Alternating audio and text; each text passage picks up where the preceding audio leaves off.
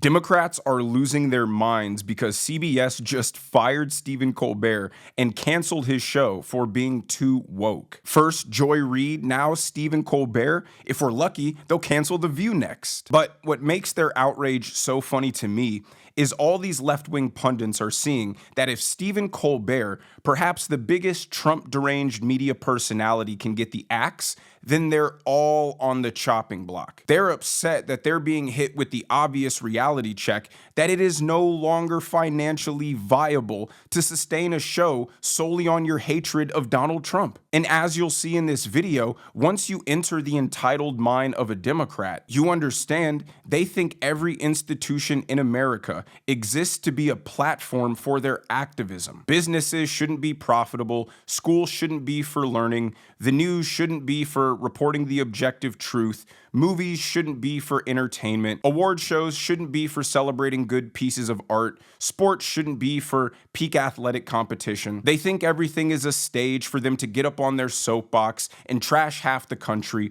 proclaim their own moral self-righteousness, and vent as if they're in therapy about their frustrations for Donald Trump. As always, like the video and subscribe to the channel. Thank you guys for 300,000 subscribers. Just for that, I have a hilarious bonus clip at the end of this video of Barack Obama performing some humiliation ritual, groveling onto his ex-wife Michelle Obama's podcast and saying the absolute craziest thing I've ever heard. So stick around for that. But let's start this video with watching a COVID era clip from Stephen Colbert's The Late Show. And you tell me, does this look like late night comedy or North Korean style government propaganda? The vaccine.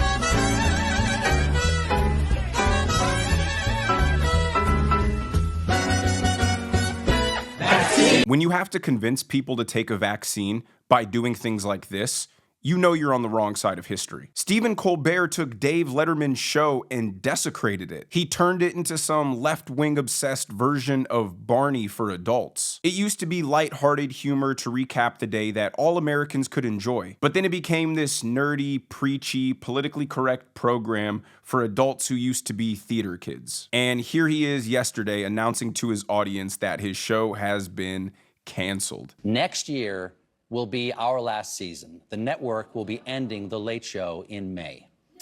And I share your feelings. It's not just the end of our show, but it's the end of The Late Show on CBS. I'm not being replaced. This is all just going away. Now, CBS calls this a financial decision, but some are wondering whether the move was at all politically motivated. Senator Elizabeth Warren tweeting, quote, "The deal looks like bribery. America deserves to know if his show is canceled for political reasons." Ironically enough, last night when he announced that his show was going to be canceled, he also had on Senator Adam Schiff as a guest, which proves two things. One, it isn't a late night comedy show because nothing funny can be derived from Adam Schiff other than his huge head and thin neck. You're just running anti-Trump political propaganda at this point. And two, Adam Schiff is just a bad luck charm. Nothing but dread follows that guy. But the reason his show, just like Joy Reid, and I'm sure many to follow, are getting canceled is because they are beating a dead horse. All of the juice has already been squeezed. They think they're in 2016 when jokes about Trump were still fresh, and before the media went on a decade-long misinformation campaign that caused everybody in America to lose trust in what they say. And it's not just the Trump derangement, it's the clear intent to ostracize and demonize anybody who might support Donald Trump and label them as evil, awful, racist Nazis. It's become a tribal echo chamber where every punchline Stephen Colbert makes is, haha, you know that Trump guy, he's pretty awful, right? And the crowd roars in applause, and they boo passionately every time Donald Trump is mentioned. It's meant to create the effect of, this is The Late Show, a prestigious national brand. So when you hear people boo Donald Trump and cheer when they hear bad things said about him, that is indicative of the overall perspective of America. They want to paint the picture that this is representative of how people feel. And so if you happen to find yourself outside of their acceptable way of life and opinions, you better get in line, because if you watch The Late Show, their propaganda is supposed to make you feel like you're the outsider. But the reality is, the audience that exists solely to get their daily dose of Trump derangement is a minuscule one that can't financially support a network television show. Here's a piece of what Adam Schiff said on the show last night, and you'll see exactly why this thing is getting canceled. He wants to make news organizations, CBS and Paramount, afraid. He wants to make ABC afraid, and he is succeeding. In the first term, there were at least some people to stand up to him. The Secretary Mattis's, the John Kelly's, and others that had some stature were willing to say, Mr. President, that's a stupid-ass idea. So they're mad because the parent company had to settle with Donald Trump for falsely and deceptively editing Kamala Harris's answer on a 60-minute interview. I mean, they blatantly engaged in election interference, but somehow it's Donald Trump being an authoritarian. So it's not the party that manipulated the free press that's authoritarian, it's the guy who's exposing that they manipulated the free press. Like, it's a show void of any objectivity, which makes it impossible for it to be funny. And when you bring on a guest like Adam Schiff, you're not even attempting to get somebody objective. You're bringing on people who are willing to look like low IQ clowns on national TV and turn to the crowd and deliver the punchline. Trump bad. The problem isn't just the audience for that is too small. It's that every single left-wing pundit does the same shtick. They're all the same one-trick pony, echoing the same thing, pushing the same false narrative, and compete to see who can be the most Trump deranged and grab the attention of whatever remains of the radical left. See, Stephen Colbert is so entitled, he doesn't even think that the company that produces his show has a right to achieve profitability. He believes they are obligated to spend millions of dollars a year to keep him famous and allow him to stand in front of a camera and talk about how much he hates Donald Trump. Whether it makes money or not is irrelevant to him. It's important, egotistical work. Like businesses objectively recognizing that there is no profitability anymore in running a show that sole purpose is to appease radical left lunatics and isolate everybody else completely doesn't work. It's not a charity to support Stephen Colbert's vanity. It's not bending the knee to Donald Trump because news companies want to make money instead of being activist nonprofits. He's not some important guy speaking truth to power. In fact, he's a compulsive liar. People like Stephen Colbert believe their First Amendment rights are getting infringed upon if they're not allowed to slander and smear Donald Trump. And while that might make Stephen Colbert feel good, the company realizes it's a financial liability. Donald Trump isn't allowing these news organizations to get away with breaking the law anymore. But here's CNN defending Stephen Colbert, saying it doesn't really matter that his show is unprofitable. They're only doing this because they're actually afraid of Donald Trump. You just talked about how they just settled $16 million for that lawsuit that most, if not all, legal scholars called completely bogus over how 60 Minutes edited the interview with Kamala Harris. And keep in mind, Stephen Colbert has one of the most frequent, harshest critics of President Trump and of the Trump administration. In fact, he called that settlement a big fat bribe just a few days ago. This idea that they fired Stephen Colbert because they're afraid of Donald Trump's retribution only holds merit if you simultaneously acknowledge that Stephen Colbert engages in illegal slander. If he's telling the truth all the time, what would you be worried about? Yes, I think both things are true.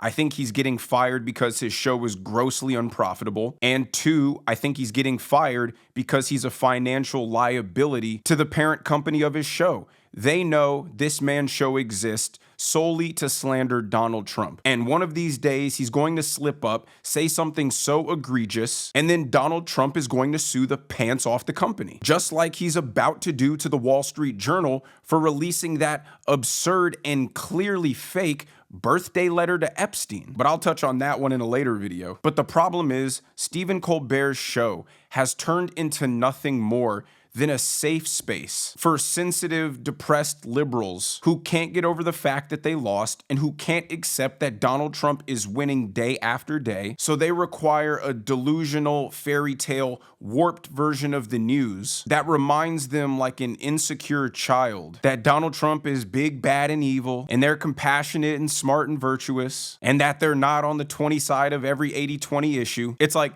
did you hear the crowd applaud for the thing you also believe in? Look at you, you're so smart. Like I said, it's basically an adult version of Barney. But here's the surprise Obama clip I promised you. I'm gonna send you guys out of here with a good laugh. Here he is sucking up to Michelle Obama so she doesn't go through with divorcing him. And that's one of the things that I think a lot of times boys need is not just exposure to one guy. Mm-hmm. One dad. One dad. No matter how good the dad is. He can't be everything. He can't be everything. And that boy may need somebody to give the boy some perspective on the dad. Yeah, right? Yeah. One of the most valuable things I learned as a guy was I had a gay professor in college at a time when openly gay folks still weren't out of line, who became one of my favorite professors and was a great guy and would call me out when I started saying stuff that was ignorant.